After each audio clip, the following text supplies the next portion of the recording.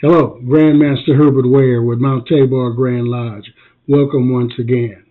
I want to reiterate our mission statement. The mission statement of Mount Tabor Grand Lodge is to elevate the intellectual and moral levels of all we come in contact with through biblical and Masonic teachings. We want to elevate them to godly levels of peace, power, and prosperity. Over the past week or two, we've been talking about some elements, some five friends that you need in your life. These are friends that will help you get an understanding and get knowledge and information that is critical to your success. My five friends are who, what, when, why, and how. Who, I refer you to 1 Corinthians 15:33. It says, "Be not deceived, because bad company ruins good morals." So when it comes down to who, we have to look at who's talking. Are they leaders or followers? Who and what are they talking about?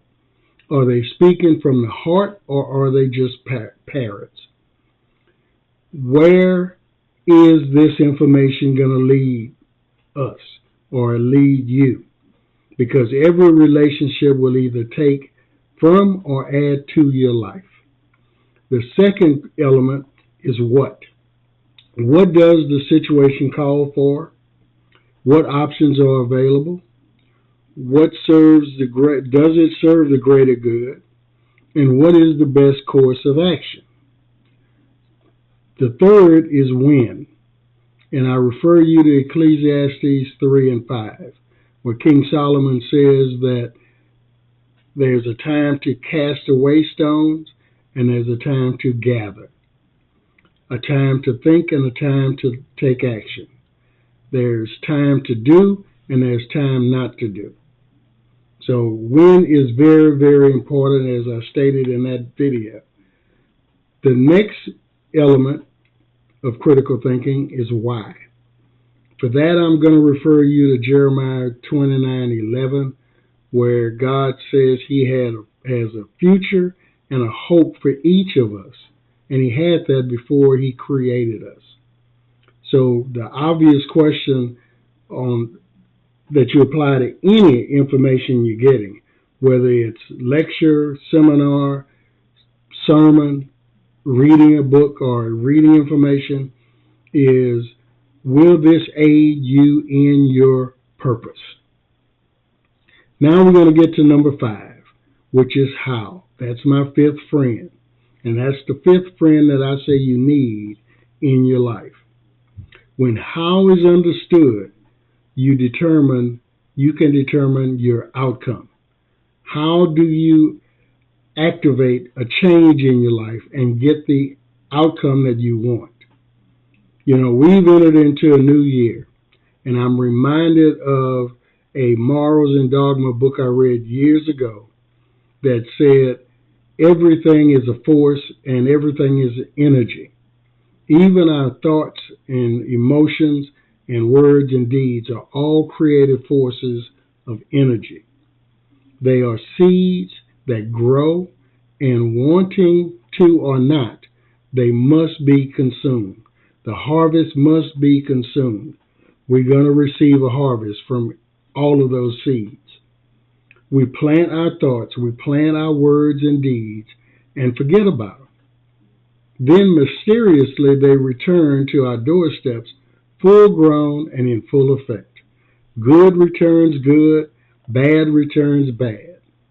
Positive returns positive, evil returns evil. So everything has its correlated positive and negative consequence. What am I basically saying? I just described to you karma. Go to Galatians 6 and 7, and it says, "Be not deceived. God is not mocked. For whatsoever a man soweth, that shall he also reap." This is the law of karma, or a theory of ethics that describes cause and effect. What a person does comes back to them.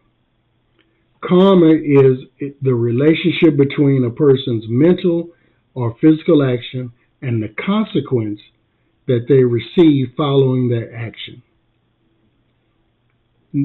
No, karma is not disputable.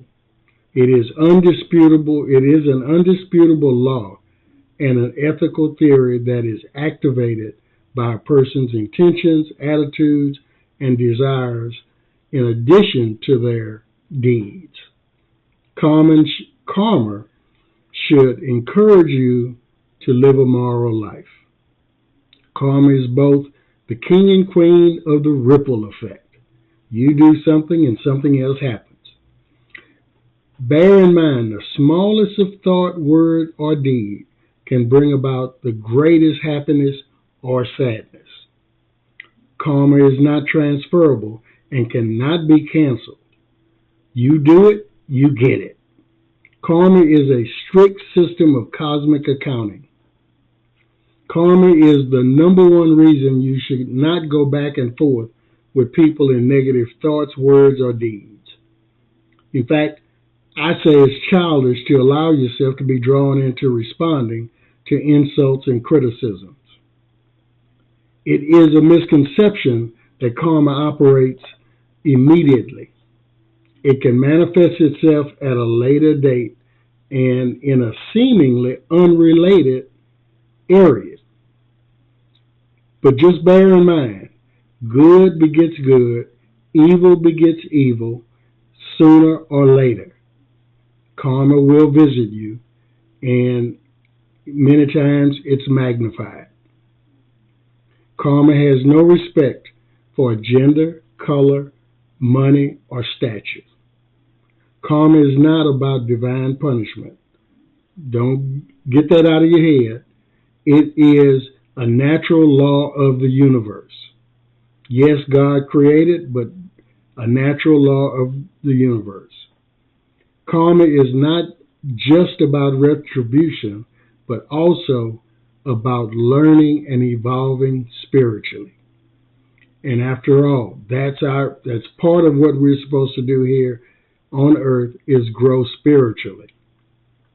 Karma is not about fate or predestination. It's about the choices we make and the impact they have in our lives and the world around us. Using karma as a set of powerful guidelines for your life can incentivize you to be more mindful of your thoughts, actions, and deeds before you make a decision. In other words, we got to think logically, critically, and make a sound decision based on what we want to come back to us. So, bear that in mind, our 5 friends, who, what, when, why, and how, should be applied to every decision that we make. The only way to apply those is to apply them to all information that is sent our way. With all of this in mind, I recommend, and I propose to you that you should aim high, never quit, and expect to win if you're using these 5 friends properly.